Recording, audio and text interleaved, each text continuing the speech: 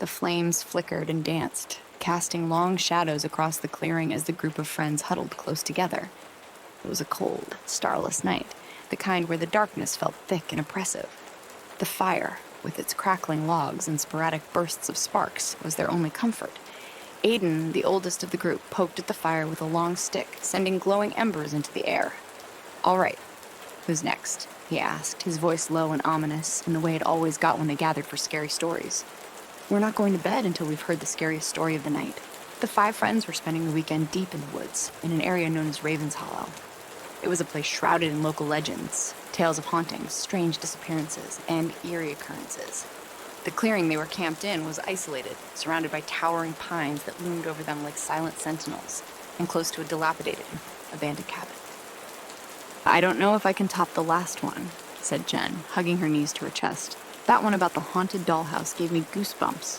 "Yeah, but it wasn't real," Kyle said, grinning smugly. "You've got to step it up. We're looking for real terror here." Aiden smirked, tossing another log onto the fire. "All right, then, I've got one. A story that's not just scary. It's personal. It's tied to this place. Raven's Hollow has its own monster, you know." The group fell silent. They had all heard the rumors about the strange things that happened around Raven's Hollow, but they had never heard a detailed story before. Aiden, always the master storyteller, seemed eager to take advantage of the creepy setting. Aiden glanced around the circle, his voice dropping to a near whisper. "Have any of you ever heard of Morgana, the Witch of Raven's Hollow?" The others shook their heads, though Jen shivered at the mention of the name. Aiden's eyes glinted with mischief. "She's not just any witch. She was here long before anyone lived in this forest, and they say her spirit still haunts this exact place. People come here to summon her, because if you do it right, she'll grant you a wish." Kyle snorted. "A wishing witch. Sounds dumb." "Oh, it's not that simple," Aiden continued, ignoring Kyle's interruption. "You see, Morgana's wishes come with a price. A terrible price. People think they can outsmart her, but they can't. She twists the wish until it destroys you. And once she grants your wish, she never lets you go." The others shifted uneasily, the fire casting eerie shadows on their faces. "And this story," Aiden said, looking around at them, "happened right here in Raven's Hollow." Back in the late 1800s, Aiden began, his voice dropping as the wind rustled through the pines. There was a small settlement here. It was just a handful of cabins built by the first families that moved into these woods. They were trappers, mostly living off the land. But the land, they soon discovered, was cursed. The settlers began to hear whispers at night coming from the forest. Strange sounds, like someone was calling to them. And sometimes, when the moon was full, they would see her, the woman in the woods, with her long black hair and hollow eyes. Morgana, the witch. Aiden paused, letting the tension build. Jen drew closer to the fire, her eyes wide. The settlers knew the stories. Morgana had once been a healer, or so they said. A woman who had lived in these woods long before the settlers arrived. But she was betrayed by the people she helped, accused of witchcraft and burned in a pyre right near this clearing. But Morgana didn't die. Not really. Her spirit lingered, tied to the mirrors in the homes of those who had condemned her. And that's when the wishes began. Aiden leaned forward, his face illuminated by the firelight. A group of children from the settlement had heard the stories, and one of them, a girl named Susie, had a book. An old, strange book filled with symbols and rituals. The kind of book that her parents had forbidden her from ever touching. But Susie was curious, and her friends, like any kids, didn't believe in witches. They thought the stories were just that. Stories. One night, they snuck away to the very spot we're sitting at right now. They brought with them a mirror, a single candle, and the book. Susie had found the ritual, the one to summon Morgana. Kyle rolled his eyes, but didn't interrupt this time. Even he was drawn in. They gathered around the mirror, just like we are now. Aiden continued, his voice low and steady. Susie read the words from the book in a hushed voice. When she finished, they all stared at the mirror, waiting. At first, nothing happened. Just their own faces reflected back at them, flickering in the candlelight. Aiden's voice grew quieter, drawing them all in. But then, the mirror began to ripple like water. Slowly, the reflection darkened, the shapes twisting and warping until they no longer resembled the kids at all. Instead, the glass became a window into something dark, an endless void. And from that void, Morgana emerged. Jen shuddered, clutching her jacket tighter. She was tall, with long black hair that moved like smoke, and her eyes, they were hollow. Empty black pits that stared at each of them. She asked them what they wanted, her voice like a rasping breath over broken glass. "What do you wish for?" she said. The group around the fire was silent, hanging on Aiden's every word. "Susie went first," Aiden said, his eyes fixed on the dancing flames. She was the ringleader, after all. She wished for her family to never struggle for food again. Morgana smiled, her lips stretching impossibly wide, and then vanished back into the mirror.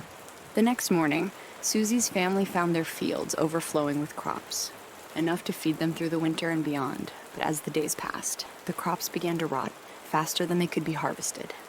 The air filled with the stench of decay, and soon the entire village was covered in black mold, killing livestock, making everyone sick. Susie died first, her lungs filled with the same rot that had infested their fields. Aiden paused to let the story sink in. The second kid, Thomas, wished to be the strongest boy in the world. Morgana granted his wish. But by morning, he was unnaturally strong enough to lift a fallen tree with his bare hands. But that strength came at a cost. His body couldn't handle it. His muscles tore, his bones cracked under the weight, and within a week he was dead. His body had turned on itself, crushed by his own strength. The fire crackled as Aiden continued, his voice almost hypnotic now. The third kid, Alice, wished for beauty. She wanted to be the most beautiful girl in the village. Morgana granted her wish too. By the next day, Alice was stunning, so beautiful that no one could stop staring at her. But her beauty drove people mad. They fought over her, argued, and soon Alice was caught in the violence. She was trampled to death in a stampede of her admirers. The group was silent, their faces pale in the flickering firelight. Aiden leaned in closer. The last kid, Samuel, didn't wish for anything material. He was smarter than that. He wished for knowledge. He wanted to know everything, how the world worked, all the mysteries of life. Morgana granted his wish, and Samuel's mind expanded, filled with knowledge beyond his comprehension. But it was too much. The human brain wasn't meant to hold that kind of information. Samuel lost his mind, driven to madness by the overwhelming truths he had learned. He disappeared into the forest one night, and they say his screams can still be heard when the wind blows through the trees. The wind howled softly through the pines, almost on cue, and Jen flinched. Aiden sat back, letting the tension build once more. They say Morgana still lingers in this forest, bound to mirrors, waiting for someone foolish enough to call her. All you need is a candle, a mirror, and the words from the ritual. If you say them, she'll come. And if you make a wish, she'll grant it. The group exchanged nervous glances. Aiden reached into his jacket pocket and pulled out a small folded piece of paper. "I found the ritual," he said softly. "It's in the book. The cabin just over that hill. That's where Susie and the others lived." Jen's face turned pale. "You're kidding, right?" Kyle, always the skeptic, snorted. "This is all just a dumb story." Aiden smiled, holding up the paper. "If you're so sure, why not prove it?" The group hesitated, the night suddenly colder, the shadows deeper. "Come on," Aiden urged. "Let's see if Morgana is real." Against their better judgment, the others agreed. It was just a story, after all. Nothing would happen. They gathered around the old, cracked mirror Aiden had brought from the cabin. They lit a candle, the small flame flickering in the drafty night air. Aiden read the words from the paper, his voice steady, though his eyes glinted with something unreadable. When he finished, they all stared at the mirror, waiting. For a long moment, nothing happened. Just their own faces reflected back at them, pale and nervous in the candlelight. Then, slowly, the reflection began to shift. Jen screamed as the face of Morgana, gaunt and terrible, with hollow eyes and long, tangled hair, emerged from the darkness of the mirror. Kyle jumped back, knocking over the candle. The flames sputtered out, plunging them into darkness. There was a rustling sound, a low hiss, and then silence. By the time the search party arrived, the clearing was empty. The tents were still there, the fire smoldering down to embers, but the group was gone. No one ever found them. The parents searched the woods for days, and the police scoured every inch of the area, but it was as if they had vanished into thin air. The only thing left behind was an old, cracked mirror, leaning against a tree, its surface smudged with the faint imprint of 5 handprints. Heed this warning. Be careful what you wish for.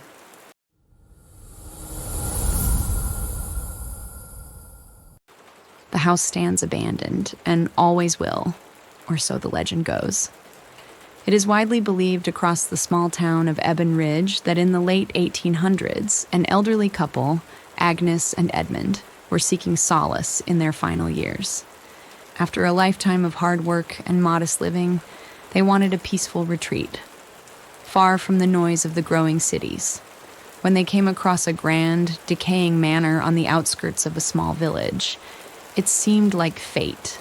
6 bedrooms, acres of untamed garden, a place rich in history, and at a price so low it was almost a gift. "There must be a reason it's so cheap," Edmund muttered, his brow furrowed. Agnes, ever the optimist, waved away his concern. "It's old, Edmund. We'll bring it back to life. It's exactly what we've been searching for." The house loomed before them, tall and imposing, its ivy-covered walls hiding secrets beneath peeling paint and cracked windows. Inside, the grandeur of a past life echoed in the vast halls, high ceilings, dark wooden floors, and chandeliers covered in dust. Though time had clearly taken its toll, the house held an eerie beauty, like a forgotten relic of another era. But something felt off. The air was heavy with silence, as if the house was holding its breath. There was one thing, however, that neither Agnes nor Edmund could overlook: the painting above the fireplace in the parlor. It was immense, far too large for the room, its golden frame tarnished with age.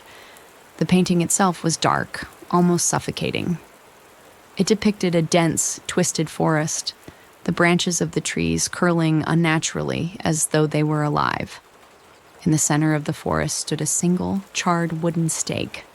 The shadows between the trees seemed to shift when looked at too long, and the blackened stake seemed to radiate a cold, malevolent energy. It was as though the painting was hiding something, waiting to be discovered. "I don't like it," Agnes whispered, her voice low.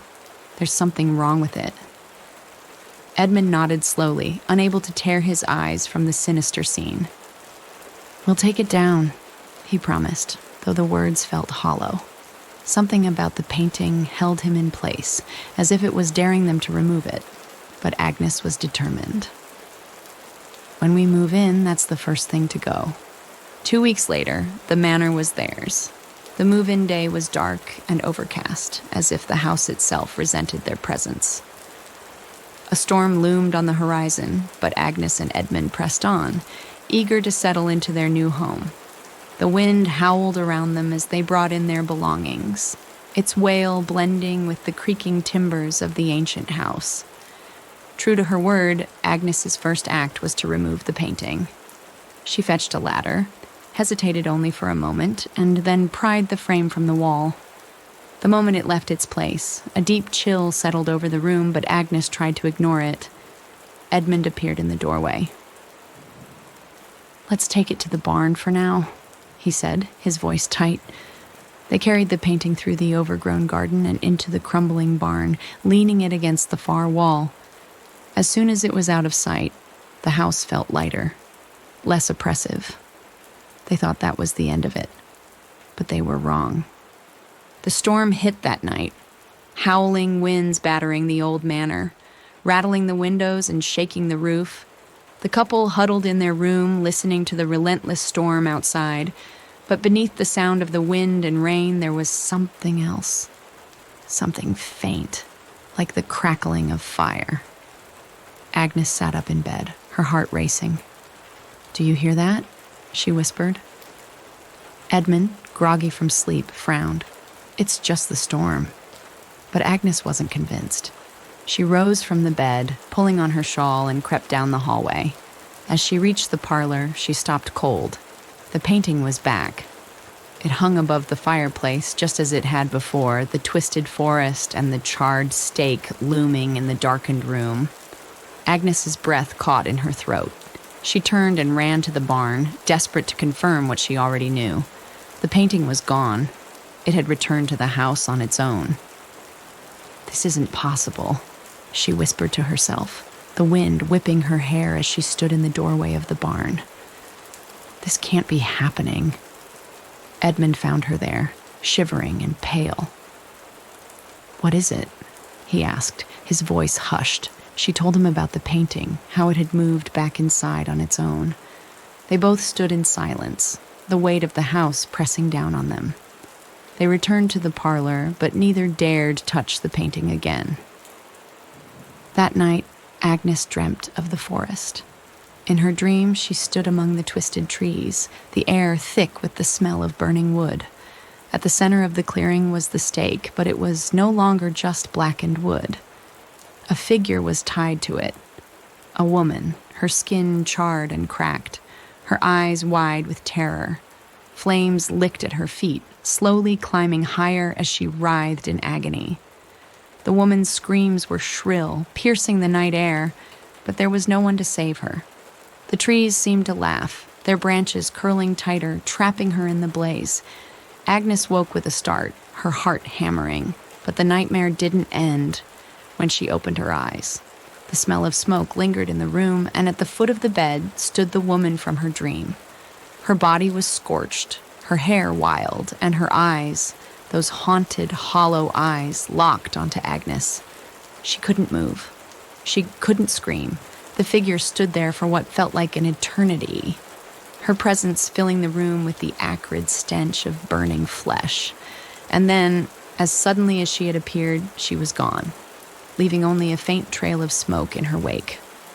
The next morning, Agnes said nothing to Edmund, but the fear gnawed at her, a growing dread that clung to every corner of the house. That evening, they both heard it again, the faint crackling of fire. They stood in the parlor, staring at the painting in horror. The flames in the picture moved, flickering like real fire.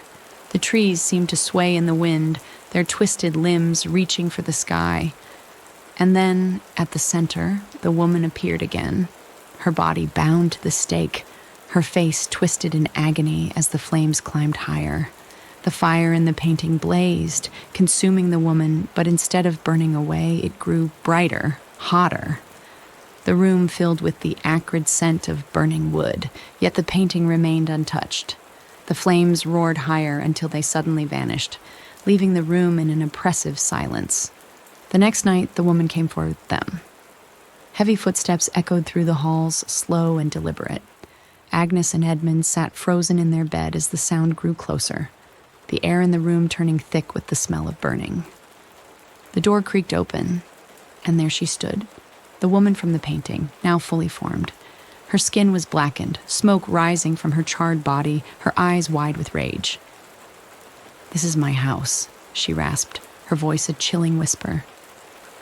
The next morning, the house was silent. No one in the village ever saw Agnes and Edmund again. They simply disappeared. To this day, the house stands empty. If you dare to look through the cracked windows, you'll see the painting still hanging above the fireplace, waiting for the next soul foolish enough to enter. The whispers in the village are enough to keep anyone from even thinking about it. If you ever stumble upon an old abandoned house in Ebon Ridge, you might want to think twice before stepping inside.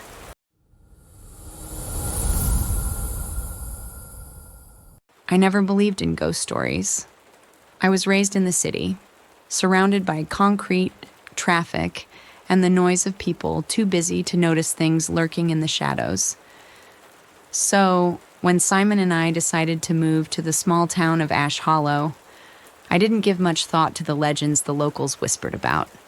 It seemed quaint at first, the kind of place where old tales were told to scare children into behaving. But the further along my pregnancy progressed, the more unsettling the warnings became. The day we arrived, an elderly woman at the general store stared at my belly, wide-eyed. She gripped my hand with a strength that startled me and said, "You need to be careful, dear.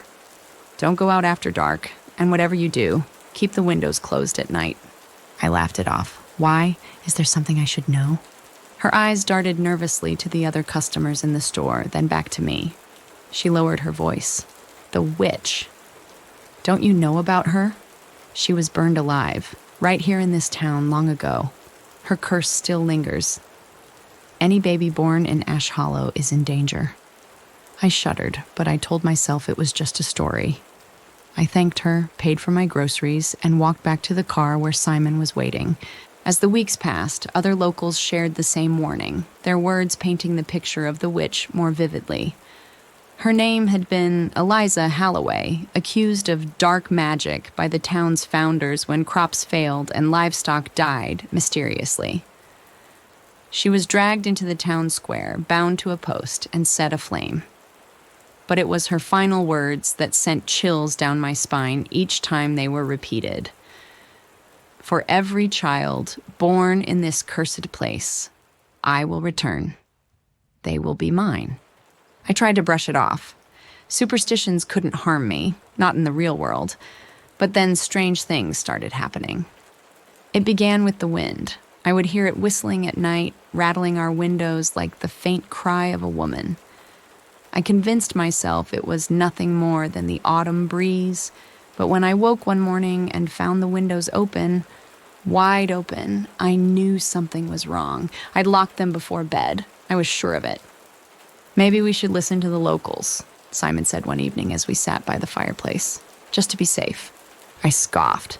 You don't believe in this witch nonsense, do you? I don't know what I believe, he admitted, rubbing my shoulders. But I don't want to take any chances with our baby. Reluctantly, I agreed. The next day, we visited an old woman named Clara, who lived on the outskirts of town. She was known for performing protective rituals, and though I felt silly, I went through the motions. She burned sage, muttering ancient words under her breath, and gave me a charm, an iron pendant shaped like a crescent moon. Wear this at all times, she said. It will keep her at bay. For a few days, everything was quiet, peaceful even. But then the dreams started. Each night, I found myself standing in a field, surrounded by flickering orange light. It was as though the sky was burning. And there, at the center of it all, stood a figure, tall, shadowed, with flames licking at her feet, Eliza Halloway. Her eyes were hollow, her mouth twisted into a cruel smile. She reached out to me, and her voice echoed in my mind. He will be mine. I woke up, gasping for breath, clutching my belly. Simon held me, tried to comfort me, but I could feel something was wrong. Something was watching, waiting. It all came to a head one stormy night. The wind howled louder than ever, and the windows shuddered as if they might burst from their frames. I paced the living room, the iron pendant heavy against my chest. The fire flickered, casting shadows that danced across the walls. Then I heard it. A faint whisper. Come to me. I froze. The voice wasn't coming from inside the house. It was outside, near the woods. I ran to the window and peered out, my heart racing. There at the edge of the forest stood a figure, a woman, shrouded in darkness, her hair wild and her eyes glowing like embers. Eliza, she beckoned. I backed away, my mind spinning. Clara's words echoed in my head. Never open the windows at night. Never go outside. But it didn't matter. The latch on the window snapped open on its own, and the wind surged inside, wrapping around me like cold, ghostly fingers. I screamed for Simon, but when I turned, the room was empty. He was gone. Panic surged through me as I stumbled toward the door, clutching the iron pendant, praying it would protect me. But before I could reach it, the front door creaked open. She was standing there just beyond the threshold, her eyes locked on my swollen belly. You can't keep him from me, she snarled, her voice like the crackle of firewood. He belongs to me, as all born in this cursed place do. I felt her cold presence pressing against me, suffocating. I was terrified, but something inside me, something primal and fierce, wouldn't let me back down. I clutched the pendant tightly in my hand and faced her. No, I said, my voice trembling but determined. He's mine. You can't have him. Her smile faded, and for a moment the room grew deathly silent. Then, with a screech that echoed through the walls, she lunged toward me. I threw the pendant at her, and as it struck, the air around her sizzled with energy. Eliza let out a blood-curdling scream, and in a burst of light she vanished, her form disintegrating like ash in the wind. The pendant dropped to the floor. The house fell silent. The wind died. I stood there, shaking, my heart pounding in my chest. Simon found me moments later, pale and trembling, but alive. I don't know if the witch is truly gone, or if she's simply waiting for another moment of weakness, I'll never forget the look in her eyes, the hunger, the rage. But I defeated her once, and if I have to, I'll do it again. Because no matter what curses linger in that town, my child is mine, and no witch will ever take him from me. We left Ash Hollow the very next morning, but the air of that cursed place clung to us like a cold shadow. I could feel it in every bump and rattle of the car as we sped down the desolate road, leaving behind the twisted trees and fog-choked streets. Simon kept glancing in the rearview mirror as though he expected to see something following us. A figure, maybe, or glowing eyes cutting through the mist. But there was nothing. At least, nothing we could see. "I think it's over," he finally said, his voice barely above a whisper. I wanted to believe him, desperately. But deep inside, I knew that leaving the town didn't mean we had escaped the witch's curse. That night, after we checked into a motel far from Ash Hollow, I tossed and turned in bed. The shadows stretched unnaturally long across the walls. Simon was already asleep beside me, his breathing steady, but I couldn't shake the feeling that something was wrong. The air felt thick, pressing down on me. Then I heard it. A faint whisper. At first I thought it was the wind outside, but it grew louder, curling around my ears like icy breath. "You can't keep him from me." The voice was unmistakable. I shot up in bed, my heart pounding. The window, the one I'd double-checked before lying down, was now wide open. A chill wind swept into the room, carrying the scent of smoke and earth. I scrambled to my feet, my eyes darting around, searching for her. But there was nothing, only the darkened corners of the room. Simon stirred awake. "What is it? What's wrong?" Before I could answer, the lights flickered and went out, plunging the room into darkness. I grabbed the iron pendant around my neck, my fingers trembling. I knew the witch hadn't been vanquished. The whispers grew louder, swirling around us, and suddenly I felt something cold brush past me. I gasped and stumbled backward. Simon leaped up, trying to grab me, but the room warped and twisted around us. "We need to get out," I whispered. We rushed for the door, but it wouldn't budge. It was as if some unseen force held it shut, trapping us inside. I could feel her presence closing in.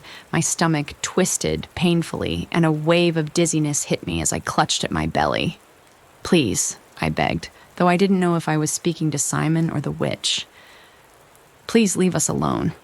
Her voice, closer than ever, whispered in my ear. "He will be mine. You cannot escape me," I screamed, clutching the pendant so hard I thought it might break. It glowed faintly, pulsing with warmth that contrasted the biting cold. For a brief moment, the room went silent. The wind stopped. But it wasn't over. The motel door creaked open by itself, and standing there, illuminated by the dim moonlight, was the witch. Her charred, skeletal hand reached out toward me. "No," I shouted, stepping back. "You can't have him." Eliza smiled, her hollow eyes locking onto me. "You think leaving Ash Hollow would break the curse? You're bound to me now." Simon grabbed my arm, trying to pull me toward the window, but I was rooted to the spot. Eliza's grip on me tightened with every breath I took. "You can't fight this," she hissed. "He is mine." An instinct surged through me, primal and fierce. This wasn't about survival. It was about protecting my child. I wouldn't let her win. With trembling hands, I pulled out my cigarette lighter. If the pendant was meant to protect me, maybe fire could give it the power to stop her. I flicked the lighter to life and held the pendant over the flame. The iron glowed, radiating an intense heat. Eliza paused, sensing what I was doing. With a scream that tore from the depths of my soul, I hurled the burning pendant at her. It struck her in the chest, and her form flickered. Her eyes widened as she let out a deafening scream, the iron searing into her like a brand. The room trembled as her body disintegrated into ash. The wind howled, carrying her final, blood-curdling scream into the night until there was only silence. I collapsed, gasping for breath.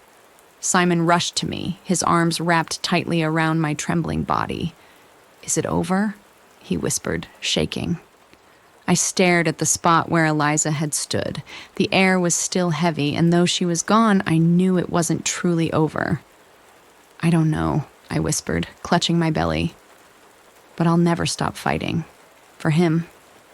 Somewhere in the dark corners of this world, she was waiting. But I was ready. Always ready.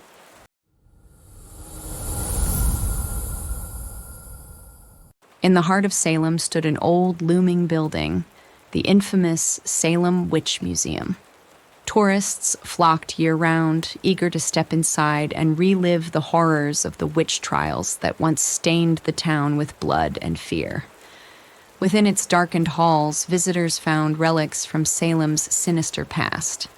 Broken nooses that had once ended lives, charred remnants of torches used to light execution pyres, and eerie wax figures representing the accused women whose cries of innocence had gone unheard. It was a macabre spectacle, a shrine to the hysteria that had consumed the town centuries ago. But the building was more than just a museum. It was a graveyard for spirits long forgotten, and those spirits were far from resting. Richard Black, the museum's owner, viewed it in a completely different light. To him, it was neither a place of reverence nor reflection. It was simply a business. He had no interest in Salem's tragic history or the tormented souls of the women who had suffered and died. To Richard, the Salem Witch Museum was nothing more than a cash machine. For over 2 decades, he managed the museum from a distance with cold efficiency, rarely visiting in person. When he did, he expertly ignored the eerie whispers that seemed to trail him through the darkened corridors late at night. Unsettling feelings and shifting shadows meant nothing to him. What mattered was the constant flow of tourists and their money. In late October, Richard decided to sell his other investments and devote more attention to the museum. It had become his most profitable venture, and he planned to expand the exhibits to attract even more visitors.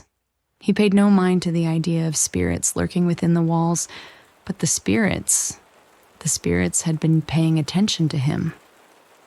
It began with faint whispers. Late at night, after locking up, Richard would hear noises he couldn't explain. At first, it was barely audible, just a faint murmur, like the wind pushing through the old walls. He dismissed it as the building settling, nothing more. But soon the noises became clearer. Voices. Women's voices. They were soft at first, broken and trembling as if coming from far away. Sometimes they wept, their cries echoing through the museum long after the last tourist had left. Other times they whispered his name in tones full of bitterness and pain, but always the voices were there. Richard brushed it off, telling himself it was his imagination or perhaps the wind passing through the cracks of the old building. After all, it was an ancient place, full of creaks and groans. Yet the voices persisted, following him as he moved through the museum after hours. It became harder to ignore.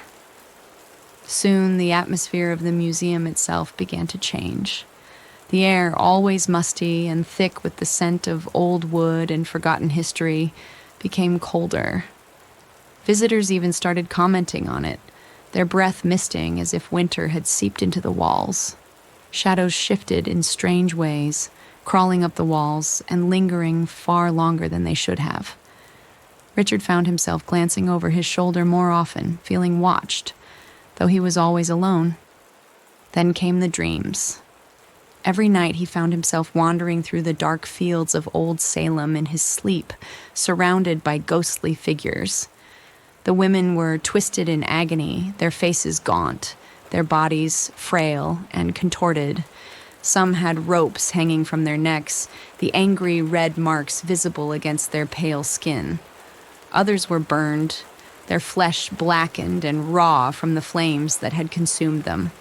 They said nothing at first, only watched him with hollow eyes, their mouths open in silent screams.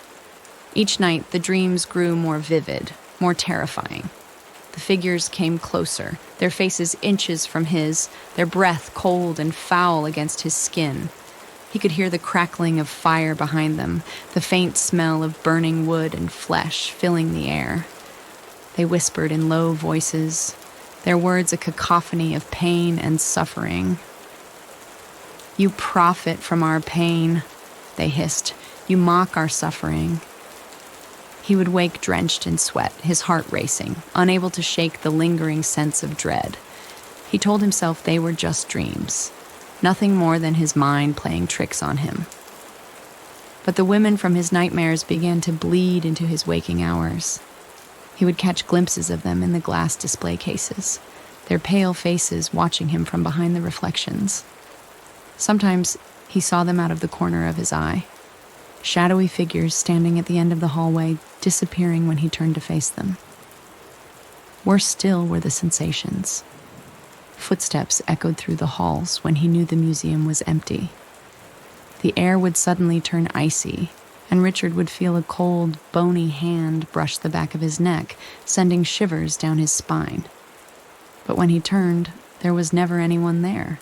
As the hauntings intensified, Richard's denial began to crumble.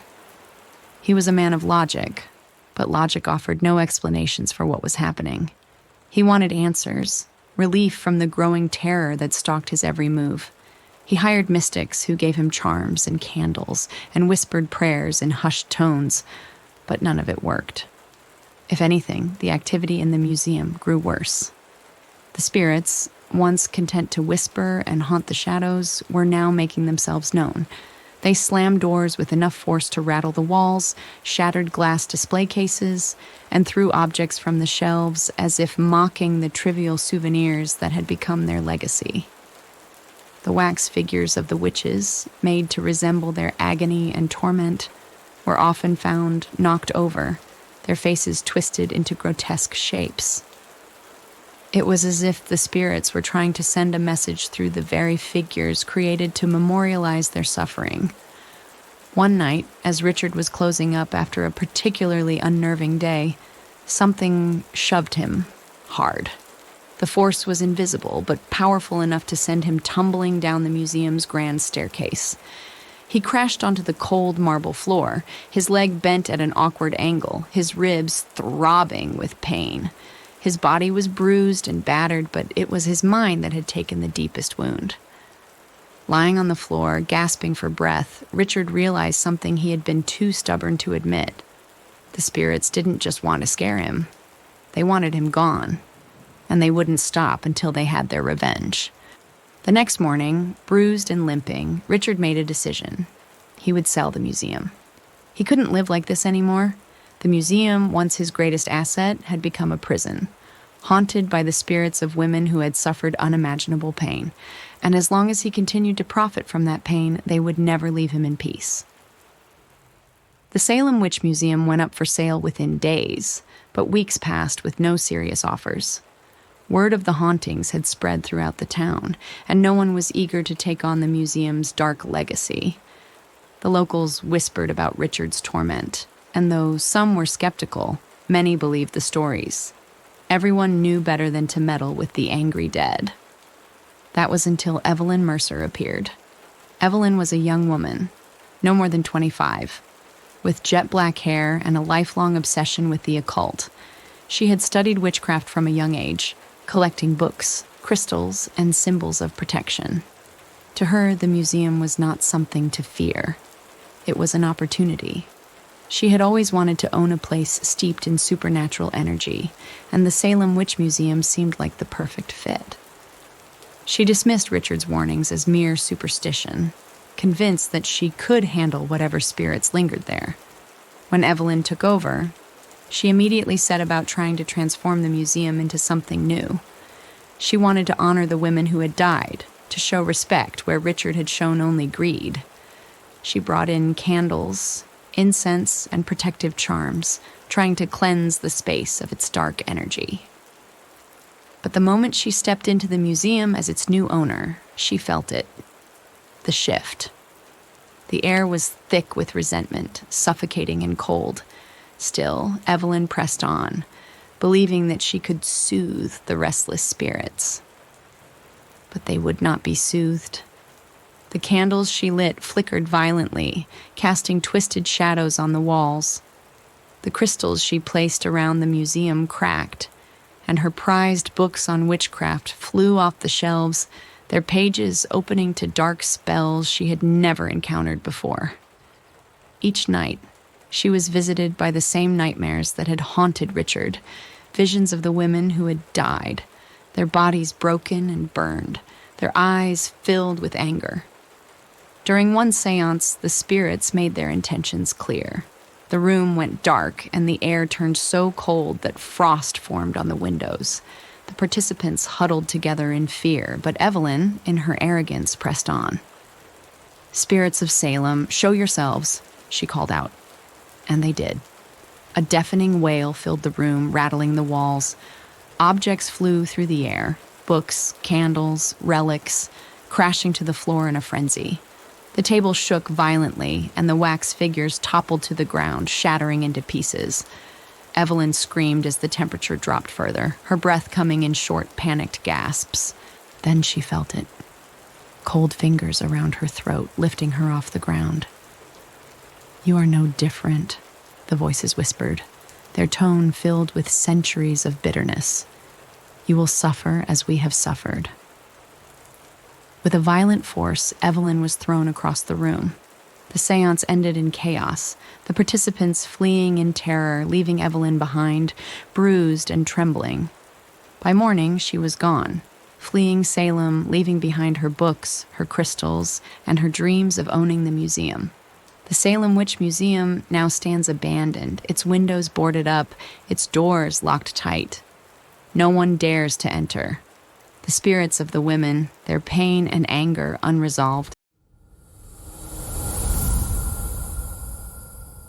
The steady beep of the heart monitor filled the small hospital room, a cruel reminder of time slipping away. Olivia sat by her daughter Emma's bedside, her fingers wrapped tightly around her tiny, limp hand. The little girl's skin was pale, clammy with fever, and her breaths came slow and shallow, barely enough to keep her alive. Every faint rise and fall of Emma's chest sent a pang of helplessness through Olivia's heart. Across from her, Daniel sat in a hard plastic chair, his head bowed, shoulders slumped in defeat. His knuckles were white as he gripped the armrests, fighting to hold back tears. They had both been here for days, watching their daughter deteriorate, praying for some kind of miracle. But now, even the doctors had given up hope. "I'm sorry," the doctor had said earlier, shaking his head. "There's nothing more we can do. It's only a matter of time." The words had shattered Olivia. She had begged for something. Anything. To save Emma, but the doctors had none left to give. Daniel suddenly stood, his voice thick with sorrow. "I'm going to talk to the doctors again. There must be something. Some clinical trial. Some experimental treatment they haven't tried yet." Olivia nodded numbly, knowing it was useless. They'd explored every option, chased every lead, but nothing had worked. Her heart twisted as Daniel left the room, the door closing softly behind him. It was then, in the quiet, that Olivia first heard it, a soft tapping at the window. She froze, her breath catching in her throat. Slowly, she turned toward the source of the sound. At first, she thought it was a trick of the light, a shadow cast by the trees outside. But then she saw the figure, a woman, standing just outside the hospital window. The woman's form was dark, her face obscured by the hood of a heavy, tattered cloak. She stood still, her long, bony fingers tapping rhythmically against the glass. Olivia's heart pounded in her chest, a chill creeping up her spine. The woman didn't move, didn't blink, just stared at her with an unsettling stillness. For a moment, Olivia thought she must be hallucinating, her exhaustion warping her senses. But the woman's presence was too real, too tangible. She wasn't part of the shadows. She was there. Summoning every ounce of courage she had left, Olivia rose from her chair and approached the window. She hesitated before cracking it open, just enough to hear the woman's voice if she spoke. The woman's voice was a rasping whisper, dry and cold as dead leaves rustling in the wind. "You seek a way to save your child." Olivia blinked, startled. She hadn't said a word, but the woman knew the anguish in her heart, the desperation clawing at her soul. I do," Olivia whispered, her voice trembling. "But there's nothing left. The doctors can't help her." The woman tilted her head slightly, her hood shifting just enough for Olivia to see the faintest glint of pale skin beneath the shadow. "Doctors cannot heal what is beyond life's reach," the woman said softly. "But there are other ways. There is a way to save your daughter." Olivia's heart skipped a beat. She remembered the old stories she'd overheard as a child. The whispered rumors about a witch who lived deep in the Briar Wood, a woman with the power to grant impossible desires. The stories had been dismissed as old wives' tales, the kind of thing people told to scare children or explain strange occurrences in the village. She'd never believed them. Not until now. Olivia swallowed hard, a glimmer of hope fighting through the fear. How? How can I save her? The woman's fingers rested lightly against the glass, her nails clicking softly as they drummed. There is always a price for life. A life that is lost can be restored, but something must be given in return. Olivia felt her stomach twist with dread. What price? The woman's lips curled into a small, knowing smile, though her eyes remained shadowed. The price is fair? A life for a life. But beware, the trade is not always as it seems. Consider carefully. What you give and what you take may not be so easily understood. Olivia's mind raced. A life for a life. Was she expected to sacrifice her own life for Emma's? She didn't care. If that was the price, she would pay it. She would do anything to save her daughter. "I'll do it," Olivia whispered, her voice firm despite the fear gnawing at her. "Just save her." The woman's hand extended through the small crack in the window, cold and pale, her fingers brushing against Olivia's trembling hand. "So be it," the woman rasped. "The pact is made." A sharp, icy sensation shot through Olivia's fingers, up her arm, freezing her blood.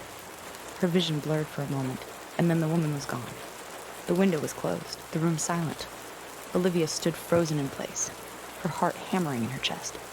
Had she imagined it? Had she really just struck a deal with the witch? Her thoughts were interrupted by the sound of a weak cough from behind her. Emma. She turned, her breath catching in her throat as she rushed to her daughter's bedside. Emma's eyes were open, her skin warm and flushed with color. The fever had broken. Her breathing had steadied. "Mommy?" Emma's voice was soft but clear, her tiny hand reaching out toward her mother. Tears spilled from Olivia's eyes as she gathered her daughter into her arms, sobbing with relief. "You're okay," she whispered, kissing Emma's forehead. "You're okay?" Daniel burst into the room, his face pale with shock. "Olivia, how is this possible?" "I don't know," Olivia lied, her heart pounding. She didn't want to tell him about the witch. Not yet.